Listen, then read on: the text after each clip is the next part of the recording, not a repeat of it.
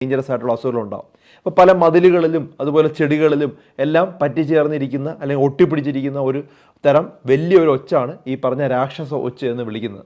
അപ്പോൾ ഇത്തരത്തിൽ നിങ്ങൾ കാണുകയാണെങ്കിൽ ഏറ്റവും നല്ലത് ഉപ്പ് ലായനി തളിച്ച് ഇവയെ നശിപ്പിക്കുക എന്നുള്ളതാണ് ഏറ്റവും പ്രധാനം. ചില സ്ഥലങ്ങളിൽ നമുക്ക് ഉപ്പ് തളിക്കാനായിട്ട് പറ്റില്ല. അപ്പോൾ അങ്ങനെയുള്ള സ്ഥലങ്ങളിൽ ഇത് എങ്ങനെ നമുക്ക് ഇതിനെ ഇല്ലാതാക്കാമെന്ന് കൂടെ മനസ്സിലാക്കുക. അപ്പോൾ പല സ്ഥലങ്ങളിൽ ഇത് ഒച്ചുകൾ താവളമാവുകയാണ്. കുറച്ച് നേരം കഴിഞ്ഞാൽ ഇത് പെറ്റുപെരുകി അവിടെ വളരെയധികം കൂടുകയാണ്. അപ്പോൾ അങ്ങനെ അവിടെ ചെയ്യാൻ പറ്റുന്നത് നനഞ്ഞ ഒരു ചണച്ചാക്ക് വിരിച്ചതിന് ശേഷം ഒച്ചിനെ ആകർഷിക്കുന്ന രീതിയിലുള്ള ചില ഭക്ഷ്യവസ്തുക്കൾ, ക്യാബേജിൻ്റെ ഇലയോ അല്ലെങ്കിൽ പപ്പായ അല്ലെങ്കിൽ ഏതെങ്കിലും പഴം അതിൻ്റെ പുറത്ത് വയ്ക്കുക.